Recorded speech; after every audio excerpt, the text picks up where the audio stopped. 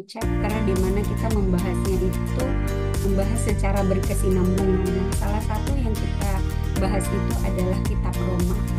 Nah, sebenarnya teman-teman ini adalah bagian ke-8 yang kita sudah bahas. Jadi berarti ada 7 bagian sebelumnya, yaitu Roma pasal 1 sampai 7. Dan pada malam hari ini kita akan belajar Roma pasal 8. Tadi Sis Amel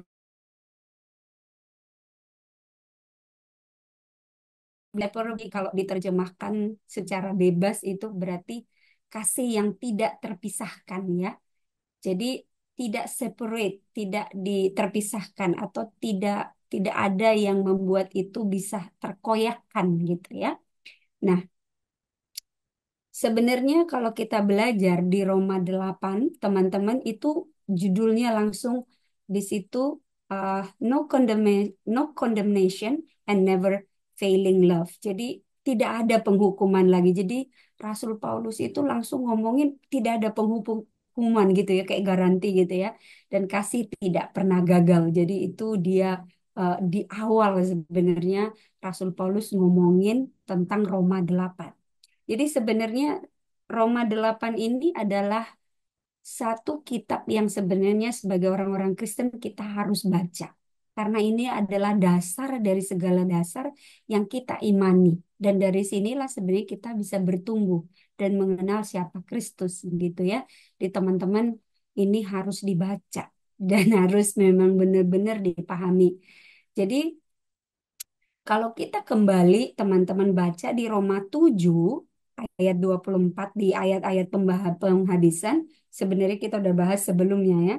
Itu Rasul Paulus ngomongin aku manusia celaka, dia bilang, siapakah yang akan melepaskan aku dari tubuh maut ini?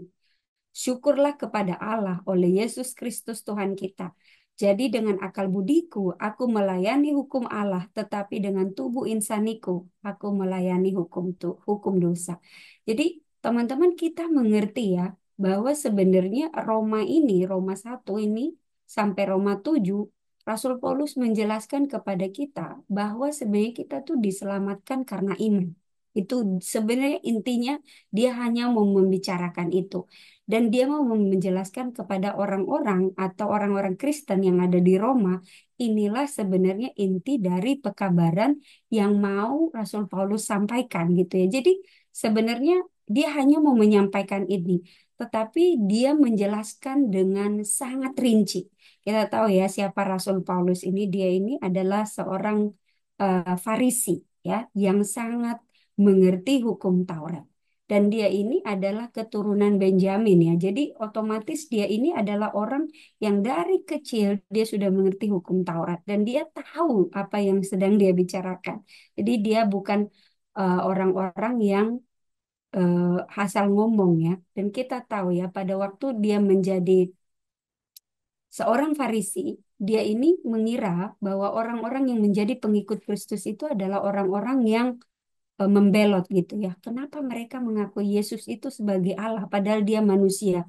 Jadi Rasul Paulus ini adalah salah satu eh, sebelum dia jadi Rasul Paulus ya, salah satu yang banyak membunuh orang-orang Kristen pengikut Kristus pada waktu itu sebelum dia bertemu dengan Tuhan. Ya, sebelum dia uh, mengerti apa sih sebenarnya yang Yesus mau katakan gitu ya, apa pekabaran Yesus. Jadi nanti kita akan belajar itu sebenarnya yang saya bicarakan barusan, kita udah belajar sebelumnya ya teman-teman. Jadi di sini kita mengerti di Roma 7 ini bahwa Rasul Paulus itu bilang, siapa? Aku ini manusia celaka, siapa yang mau melepaskan aku dari tubuh maut ini? Tapi dia menjawab lagi ya, syukur kepada Allah oleh Yesus Kristus Tuhan kita bahwa dengan akal budiku aku melayani hukum Allah, tapi dengan tubuh insaniku aku melayani hukum dosa. Jadi kita mengerti di ayat 7 ini bahwa sebenarnya kita itu bahwa kita ini sebagai manusia kita tidak akan bisa dalam kedagingan kita tidak akan bisa menuruti hukum Taurat itu atau hukum Tuhan itu sempurna. Tetapi di dalam roh ya, di dalam roh, di dalam akal budi ya yang melayani kita bisa. ya. Nah, itulah yang sebenarnya nanti kita akan bicarakan di dalam Roma 8. Ini yang akan kita mau bicarakan. Jadi di Roma 8 ini nanti kita akan melihat Rasul Paulus itu seakan-akan kayak berdialog dengan dirinya sendiri ya. Kayak jadi iya. Jadi di Roma 7 ini kita mengerti bahwa Rasul Paulus itu kayak aduh ya, dia condemn. Dia kayak kayak menggerung gitu ya. Kalau orang Jakarta bilang kayak, aduh, siapa sih saya ini? Dia kayak menangis ya. Saya ini orang yang cilaka. Wretched man that I am, dia bilang gitu. Saya ini orang cilaka gitu ya. Siapa yang mau menyelamatkan saya? Nah, itu makanya kalau kita baca di Roma 8 Rasul Paulus menjawab ya, apa yang terjadi di Roma 7 gitu ya. Oke. Tapi sebelum kita belajar teman-teman lebih lanjut, saya mau tanya ya, teman-teman pernah nggak eh, melanggar peraturan? Ada nggak teman-teman di sini pernah melanggar peraturan? Atau seumur teman-teman, seumur hidup teman-teman tidak pernah melanggar peraturan? Ada nggak? Saya yakin pernah ya. Dan ketika teman-teman melanggar aturan tertentu, apakah perasaan teman-teman pada saat itu? Bagaimana perasaan? Sedih, takut, senang, atau merasa, ternyata aku bisa lepas gitu ya. Oke, saya tuh kerja sebagai guru ya. Jadi salah satu tugas utama saya di sekolah adalah menindak anak-anak yang melanggar aturan gitu ya. Dan ketika mereka melanggar aturan biasanya banyak sekali alasannya. Banyak sekali dan alasannya itu begitu banyak. Sampai akhirnya kadang-kadang saya merasa bahwa, wah, mereka ini pintar sekali membuat alasan ya. Sampai akhirnya kadang-kadang saya lulu juga. Tetapi yang saya dapati ya dari sekian banyak anak-anak murid yang melanggar aturan, mereka pasti ada kerasa takut. Karena mereka tahu, begitu mereka melanggar aturan, mereka akan dapat konsekuensi setelah itu. Itu ya. Sama dengan kita. Teman-teman mungkin kalau kita, yang paling sering kita langgar adalah mungkin eh, apa aturan kesehatan ya, peraturan kesehatan gitu ya. Mungkin kita nggak bisa merokok gitu, kita udah tahu itu salah, tapi mungkin kita masih merokok. Atau mungkin tidak boleh eh, apa hukum Taurat, hukum hukum kesehatan, tidak boleh tidur sampai larut malam. Mungkin kita tidur begadang ya, mungkin kita tidur sampai jam 3 pagi, atau mungkin main game dan lain sebagainya. Kita tentu kita sudah melanggar dan kita tahu konsekuensi dari pelanggaran kita gitu ya. Jadi di sini Rasul Paulus nanti di ayat 8 menjelaskan kepada kita dengan sangat gamblang apa sih sebenarnya yang dimaksud dengan kita itu eh, dengan pernyataan ini ya, dengan pernyataan ini. Tidak ada penghukuman dan kasih yang tidak pernah gagal. Apa sih maksudnya ini gitu ya? Apa maksudnya? Berarti nggak ada hukum atau hukumnya nggak dihapuskan yang mana gitu ya. Nah, kemarin di Roma 7 kita udah belajar ya bahwa Tuhan itu tidak menghapuskan hukum, tapi dia mau datang ke dunia ini atau Yesus datang ke dunia ini untuk memenuhi hukum itu sebenarnya ya, kita tahu itu. Baik, teman-teman kita belajar ya. Oke, kita mulai. Di dalam Roma 8, oke, saya lompat dari sini. Di dalam Roma 8 ayat 1 dikatakan, demikianlah sekarang tidak ada penghukuman bagi mereka yang ada di dalam Kristus. Teman-teman, kalau teman-teman perhatikan di sini, saya ada highlight penghukuman di dalam Kristus. Jadi, kita mengerti bahwa tidak ada penghukuman bagi mereka yang hidup di dalam Kristus atau yang ada di dalam Kristus. Intinya, bahwa Rasul Paulus mau mengatakan, kita itu tetap di dalam penghukuman kalau kita tidak di dalam Kristus. Itu ya kebalikannya ya. Lalu di ayat 2, Roh yang memberi hidup telah memerdekakan kamu dalam Kristus dari hukum dosa dan hukum maut. Jadi roh inilah yang memberi hidup telah memerdekakan kamu di dalam Kristus dan dari hukum dosa dan maut. Jadi kita mengerti ya teman-teman bahwa bukan kita yang memberi kita bukan kita sendiri atau hasil usaha kita yang memerdekakan kita, tetapi itu pemberian. Ya, di ayat 3 dikatakan itu Sebab apa yang tidak mungkin dilakukan hukum Taurat karena tak berdaya oleh daging telah dilakukan oleh Allah dengan jalan mengutus anaknya sendiri dalam daging yang serupa dengan daging yang dikuasai oleh dosa. Karena dosa ia telah menjatuhkan hukum atas dosa di dalam daging. Intinya teman-teman, kalau kita perhatikan di sini di Roma 8 ayat 1 sampai 3 Rasul Paulus ini kayak seakan-akan memberikan kita penjelasan ya dari kayak sebab akibat gitu ya. Teman-teman kalau pernah belajar bahasa Indonesia ini ngomongin sebab akibat. Tetapi di dalam Roma 8 ayat 1 sampai 3 kita mengerti bahwa kita tidak mungkin, kita tidak akan ada penghukuman kalau kita ada dalam Kristus. Karena Kristus yang memberikan kita. Jadi di dalam Kristus kita memiliki roh. Dan inilah yang memerdekakan kita dari hukum dosa dan maut. Jadi kalau kedagingan kita, kita tetap kita tetap di bawah pengaruh dosa ya. Teman-teman, ada nggak di sini yang imun terhadap dosa? Susah sekali. Teman-teman mungkin baru baca Alkitab 5 menit yang lalu terus tiba-tiba lihat orang yang disebelin gitu ya. Pasti langsung kayak wah gitu ya. Tapi ketika kita baca firman Tuhan baru kita bisa berefleksi. Aduh Tuhan harusnya aku nggak kayak gitu gitu ya. Jadi itulah yang Rasul Paulus mau jelaskan kepada kita, bahwa kita bebas dari penghukuman karena kita hidup di dalam Kristus, gitu ya, yang memberikan kita, eh, memerdekakan kita dari dosa dan maut, ya. Oke. Dan kita mengerti teman-teman di ayat 4 supaya tuntutan hukum Taurat digenapi di dalam kita yang tidak hidup menurut daging, tetapi menurut roh. Jadi kita mengerti bahwa Roma 4 menjelaskan kepada kita bahwa kita bisa bebas di dalam atau bebas dari hukuman itu ketika kita menurut roh. Menurut roh itu artinya kita hidup di dalam Kristus, di dalam karunia Roh Kudus. Di luar itu kita tidak akan pernah, kita akan pasti selalu dalam hukuman, tuntutan hukum Taurat.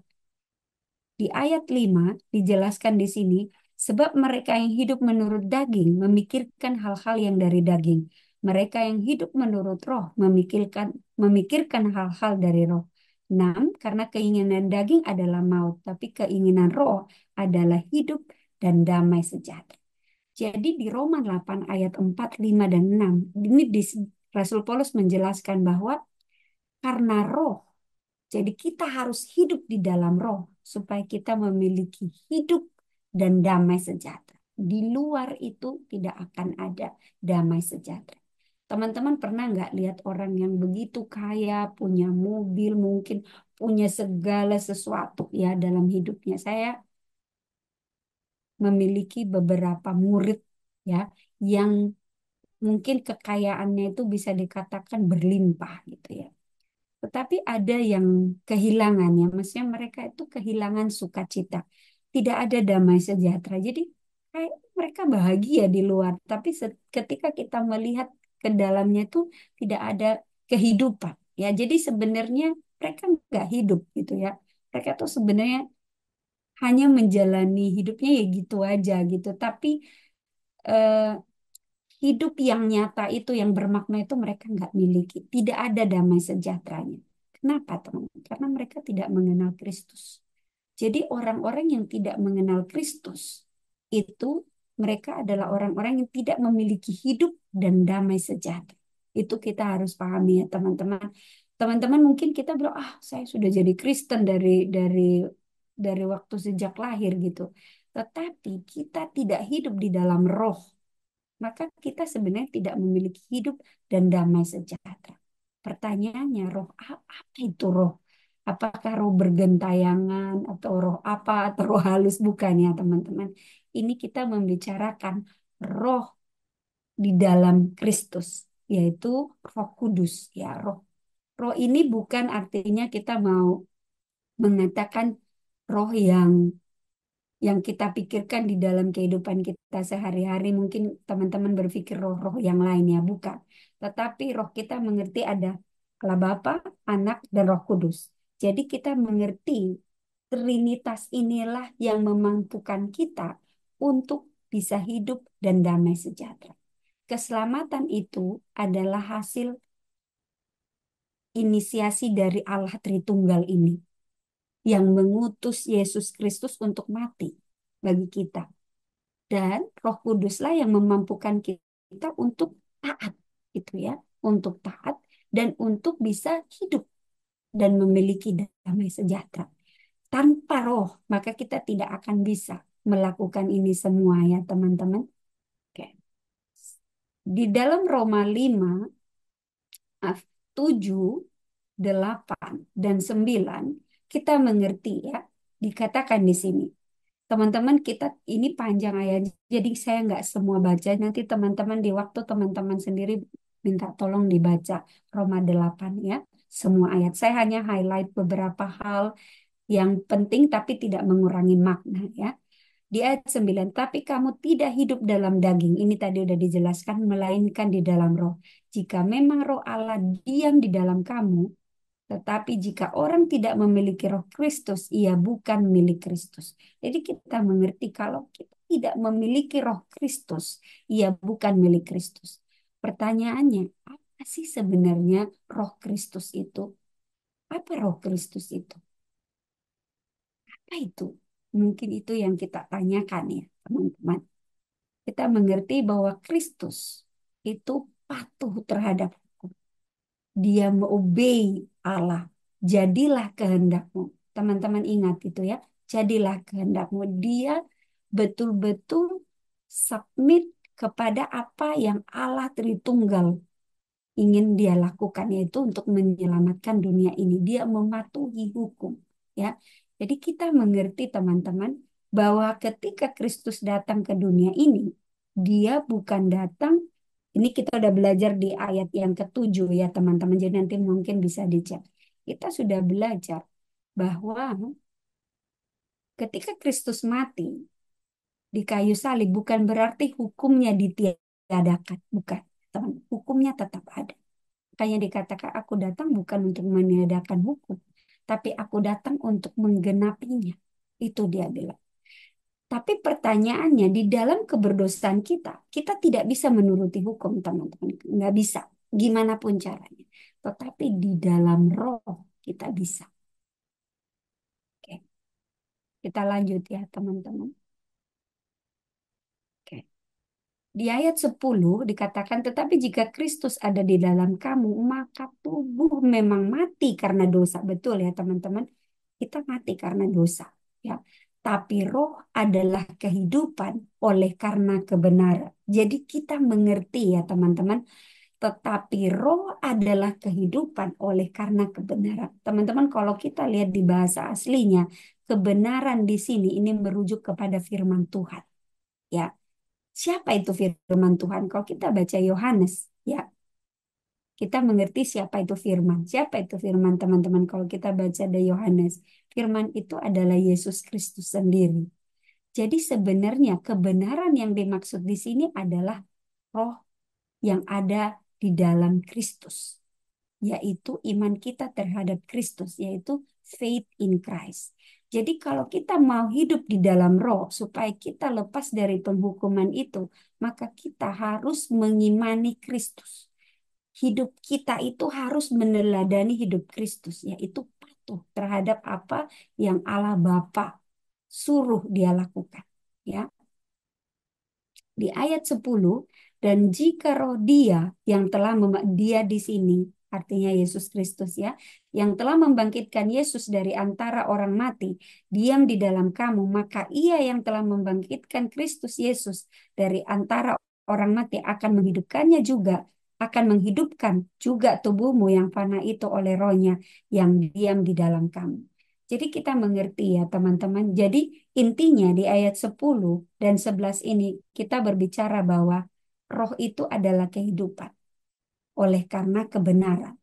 Jadi kita mengerti bahwa kebenaran itu, jadi kita mengerti teman-teman membedakan kebenaran dan kesalahan. Bagaimana caranya? Teman-teman kalau saya tanya, gimana caranya kita bisa membedakan ini yang salah dan ini yang benar? Pastinya kalau kita ada hukum. Teman-teman pasti mengerti bahwa membunuh itu salah. Kenapa? Karena kita tahu itu ada hukumnya. Kalau nggak ada hukum, maka itu nggak akan kita mengerti mana yang baik dan benar. Jadi kita mengerti bahwa kebenaran yang dimaksud di sini adalah kebenaran karena kita mengenal hukum. Ya, kita tahu hukum itu. Dan Yesus Kristus datang ke dunia ini, dia mematuhi hukum itu. Maka dia harus mati di kayu salib ya teman-teman. Karena dia mematuhi hukum itu. Oke. Jadi kita nggak bisa menurut daging ya. Karena kalau kita menurut daging ya, kita pasti mati. Itu udah pasti, kita udah mengerti konsep itu teman-teman ya. Oke, baik. Nah, sedikit saya. Di ayat 13 dikatakan di sini, sebab jika kamu hidup menurut daging, kamu akan mati. Tetapi jika oleh rohmu kamu mematikan perbuatan-perbuatan tubuhmu, kamu akan hidup. Jadi kita mengerti di ayat 13 ini ya. Jadi ya betul, ini udah jelas sekali. Sebenarnya saya nggak perlu jelaskan. Tetapi yang saya mau highlight di ayat 13 ini, kalau kita kalau roh, kalau kebenaran itu hidup di dalam kita, ya, maka kita bisa memilah ya perbuatan-perbuatan baik mana yang harus kita lakukan supaya kita hidup ya, supaya kita hidup. Hidup ini hidup yang kekal maksudnya ya. Hidup yang dijanjikan oleh Yesus Kristus ketika kedatangannya yang kedua kali. Di ayat 14, semua orang yang dipimpin oleh Roh Allah adalah anak Allah. Jadi ini jelas banget. Inilah poin dari semuanya ya. Semua orang yang dipimpin oleh Roh Allah adalah anak Allah. Jadi anak-anak Allah tidak akan pernah ya, mereka ini tidak akan pernah bisa ya bukan oke saya eh, kalimatnya agak berjelimet ya teman-teman. Jadi kalau kita dipimpin oleh Roh Allah, maka kita adalah anak-anak Allah. Kalau kita adalah anak-anak Allah, maka kita menurut Allah, menurut Allah. Tetapi kita tidak bisa langsung kepada Allah. Kita harus melalui perantaraan Yesus Kristus. Maka dikatakan itu makanya Yesus Kristus bilang tidak ada yang sampai kepada Bapa kecuali melalui aku. Jadi kita mengenal konsep ini semua itu ketika Yesus datang ke dunia ini. Ya, itu kita mengenal konsep ini semuanya. Kita mengerti bahwa Allah itu memampukan kita manusia berdosa untuk hidup menurut hukum ya di dalam roh yang memampukan kita, bukan di dalam kedagingan kita. Sebab kamu di ayat 15, sebab kamu tidak menerima roh perbudakan yang membuat kamu menjadi takut lagi, tetapi kamu telah menerima roh yang menjadikan kamu anak Allah. Oleh roh itu kita berseru, ya Aba, ya Bapa. Betul ya teman-teman, itu makanya Yesus Kristus bilang, tidak ada yang mengenal Bapa atau sampai kepada Bapa kecuali melalui saya atau melalui aku gitu ya. Hanya kita mengerti bahwa kita untuk bisa sampai kepada Bapa, untuk kita bisa mengatakan ya Bapa, ya Aba, Allah Bapa, maka itu kita kenalnya dari Yesus Kristus. Dan Roh Kudus yang memampukan kita untuk bisa menjadi seperti Kristus. Tidak ada yang bisa sendiri teman-teman. Saya, siapapun gitu ya. Kadang orang-orang yang paling religius kita lihat mereka adalah orang-orang yang paling bergumul untuk menuruti hukum-hukum Tuhan. Kenapa, teman-teman? Ada pertanyaan, kenapa sih seperti itu? Ya karena memang iblis itu nggak senang melihat kita belajar firman Tuhan. Dia akan melakukan berbagai cara untuk kita tidak mau belajar firman Tuhan. Karena semakin kita belajar firman Tuhan, maka kita mengerti kebenaran. Selama kita mengerti kebenaran, ketika kita mengerti kebenaran, maka Roh Tuhan akan memimpin kita. Roh Kudus akan memimpin kita untuk melakukan hal-hal yang benar. Tetapi ketika kita malas belajar firman Tuhan, ya udah kita sembarangan aja ya teman-teman. Gak apa-apa lah gitu ya. Jadi ini yang perlu kita pelajari di ayat 13, 14, dan 15. Oke. Di ayat 16 dan 17, Rasul Paulus menjelaskan kepada kita bahwa kita ada anak Allah. Dan jika kita ada anak Allah, maka kita ahli waris. Ini jelas banget ya teman-teman. Maka kita diberikan ahli waris. Teman-teman kalau dikatakan ahli waris berarti kita berhak atas kepemilikan dari yang memberikan warisan itu. Itu ahli waris ya. Jadi apa sih yang Allah berikan kepada kita? Yaitu hidup yang kekal. Oke. Berapa orang di antara teman-teman yang mungkin keluarga dekatnya meninggal? Ada? Mungkin ada ya. Atau mungkin orang-orang yang dikasihi meninggal gitu ya. Pasti sedih banget gitu ya. Eh, Waktu papa saya meninggal itu saya benar-benar sedih banget gitu ya. Kayak, aduh. Tetapi saya mengerti, walaupun saya mengerti bahwa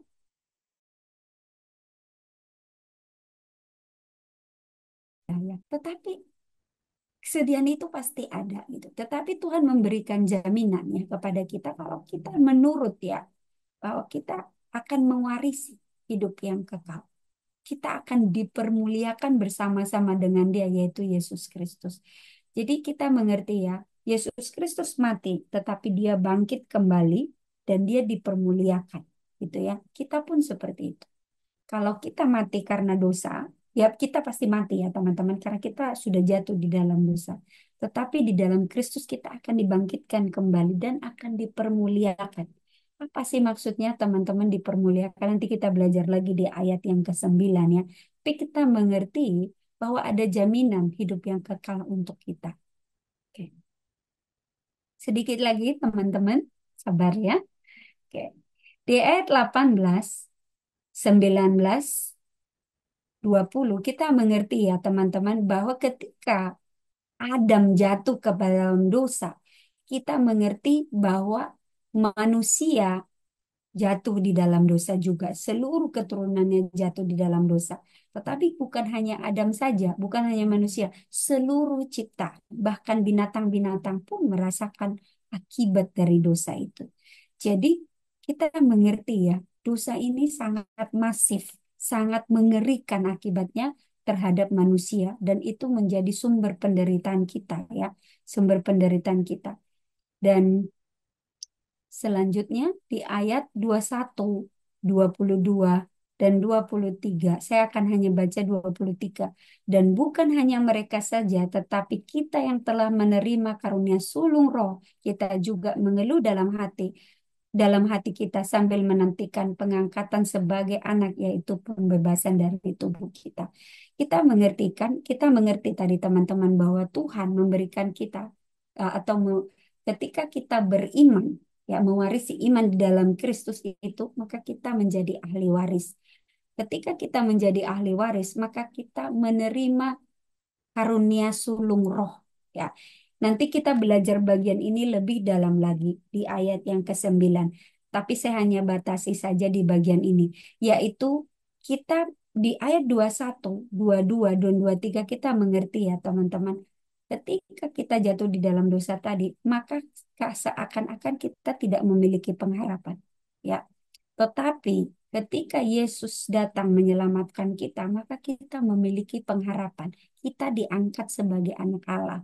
Ketika kita diangkat sebagai anak Allah, maka kita tidak lagi di bawah penghukuman, tetapi kita mewarisi kehidupan di dalam Kristus, ya. Oke. Yes, ini saya tidak lanjutkan ayat di 24, 25 dan 26. Saya bacakan 26 ya, teman-teman. Demikian juga Roh membantu kita dalam kelemahan kita, sebab kita tidak tahu bagaimana sebenarnya harus berdoa, tapi Roh sendiri berdoa untuk kita kepada Allah dengan keluhan-keluhan yang tidak terucapkan. Roh Kudus membantu kita. Teman-teman, di dalam dunia ini kita mengaku mungkin di dalam kehidupan kita bahwa oke, saya anak Allah. Saya adalah pengikut Kristus. Tetapi kadang-kadang kita lemah dan kita jatuh di dalam dosa. Nah, lah, Roh Kudus lah yang membantu kita untuk mengerti mana kelemahan-kelemahan kita. Dan ketika kita mengerti kelemahan-kelemahan kita, maka kita harus berdoa. Ini adalah salah satu kunci. Dan kita bukan hanya kita yang berdoa, tetapi Roh sendiri berdoa untuk kita kepada Allah supaya kita bisa mengenali kelemahan kita dan kita bertobat. Ya, teman-teman kita mengerti bahwa kuasa Roh itu bisa mengubahkan kita untuk kita bisa mengerti maksud Allah di dalam hidup kita. Teman-teman, mungkin intinya begini. Mungkin teman-teman ada yang jadi orang tua di sini ya. Kalau punya anak itu kita tahu sebenarnya apa yang mungkin baik gitu ya, apa yang baik buat anak-anak kita. Tetapi di dalam ketika kita melakukan yang baik itu, misalkan kita suruh, oke, kamu harus sikat gigi sebelum tidur gitu ya. Tapi mungkin anak-anak kita tantrum gitu, ah mau sikat gigi, oh, kenapa harus, oh, dia marah-marah gitu ya. Lalu kita tahu kalau dia tidak sikat gigi, mungkin giginya berlubang lah dan lain sebagainya gitu. Mungkin mereka sudah tidur kita angkat ya ke, ke toilet atau ke kamar mandi terus sikat terus nangis tantrum gitu ya. Kita juga sebenarnya seperti itu ya. Allah, Roh, Roh Kudus, Yesus mengerti apa yang terbaik buat kita. Kadang-kadang di dalam kedegilan kita, keberdosaan kita tuh Tuhan itu memberikan kita situasi sedemikian rupa supaya kita bertobat dan kita mengenali ini salah dan saya berubah gitu ya untuk kebaikan kita sendiri. Tapi berapa banyak di antara kita yang mau merespon? Mungkin kita kadang, aduh enggak lah Tuhan. Enggak lah, enggak usah gitu ya. Kita menegakkan hati dan kita tidak mau ya ditegur oleh Roh. Ini mungkin saya tidak tahu bagaimana kehidupan teman-temannya. Tapi Rasul Paulus menjelaskan kepada kita ya. Kita itu diselamatkan supaya kita ada pengharapan ya. Jadi pengharapan inilah yang memberikan kita satu eh, ketekunan ya. Kita kalau kita tidak ada pengharapan, maka kita tidak akan bisa bertekun. Itu kita sudah tahu pasti.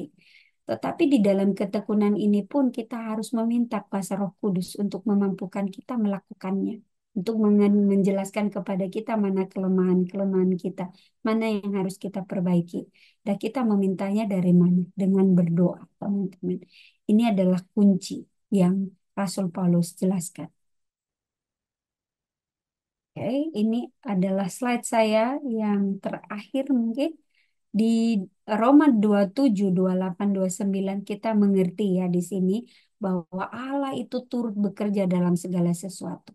Ya, dia memberikan kemampuan untuk manusia itu melakukan sesuatu di dalam kehidupan kita. Dia memberikan kita eh, satu kemampuan untuk melakukan sesuatu untuk kita bisa juga membedakan mana yang benar dan mana yang salah, tuh ya. Tetapi kita bisa mengenali itu semua jika kita betul-betul mau memberikan Allah melalui Roh Kudus bekerja di dalam diri kita. Kalau enggak kita berikan, kita tidak buka hati kita, maka itu tidak akan mungkin terjadi ya. Jadi kita juga harus mengerti ada part, ada bagian kita yang harus kita lakukan. Itu makanya Rasul Paulus bilang, exercise your faith gitu ya.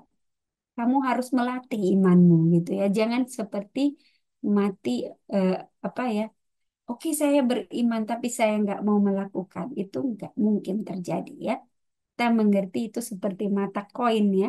Jadi iman dan melakukan pekerjaan itu mengerjakan keselamatan dua hal yang sama ya, bolak-balik gitu. Jadi tidak ada hal yang bisa kita lakukan teman-teman kalau kita tidak mau membuka diri kita kepada pekerjaan-pekerjaan Kristus. Tidak mungkin kita tidak mungkin bisa melakukan hal-hal ini kalau kita tidak membiarkan Roh Kudus bekerja di dalam diri kita.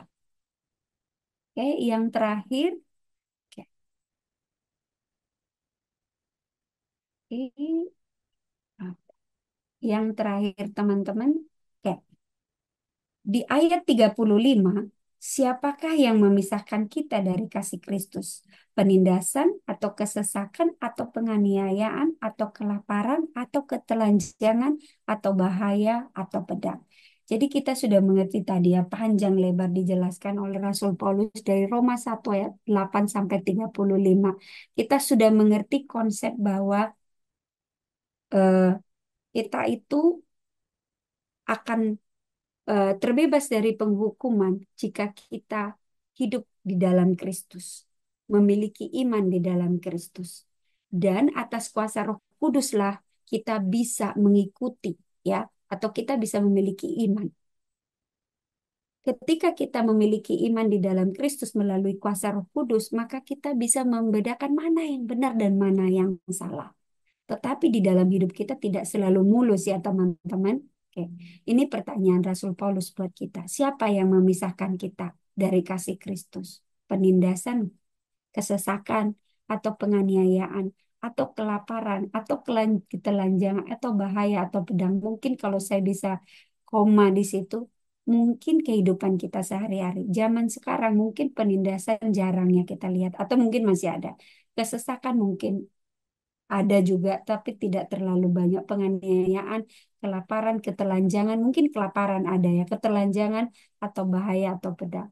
Mungkin yang paling banyak di dalam hidup kita sekarang adalah yang memisahkan kita dari kasih Kristus adalah keegoisan kita. Orang-orang yang hidup di zaman ini, mereka memiliki sentral hidup adalah dirinya sendiri yang mengalahkan keinginan-keinginan yang lain untuk belajar firman Tuhan. Jadi mungkin kalau kita bisa menambahkan di situ adalah mungkin kalau saya bisa koma di situ, siapakah yang memisahkan kita dari Kristus? Handphone, online game mungkin ya, atau kesibukan kita, atau mungkin pacar kita, atau mungkin kuliah kita, atau mungkin pekerjaan kita. I don't know ya teman-teman. Mungkin teman-teman bisa jawab di dalam pribadi teman-teman apa yang memisahkan kita dari kasih Kristus. Kita mengerti teman-teman kalau tanpa kasih Kristus, tanpa kita berdoa, tanpa kita mencari kebenaran melalui firman Tuhan, maka kita tidak akan pernah bisa melawan kedagingan kita. Kita tidak akan bisa hidup di dalam roh. Jadi roh itu kita sudah belajar tadi, kita hanya bisa dapat terima jika kita mencari kebenaran. Di mana kebenaran kita temukan, yaitu dalam firman Tuhan. Jadi apa yang memisahkan teman-teman dari Kristus? Mungkin semua kita bilang, oh, Christian gitu ya, saya pengikut Kristus. Tapi mungkin itu kayak hanya di Instagram aja ya, follow-follow gitu. Tapi enggak, sebenarnya kita tidak mengenali, tidak memiliki iman yang sejati kepada Kristus. Itu mungkin pertanyaan buat kita pada malam hari ini. Apa yang memisahkan kita dari Kristus, dari kasih Kristus? Mungkin teman-teman bisa jawab sendiri nanti ya. Saya bawa dalam nama Yesus. Kita akan belajar bagian yang lain lagi, dari lanjutan lagi dari Roma 8 ini, 2 minggu depan. Semoga teman-teman bisa stay tune. Terima kasih, saya kembalikan ke MC.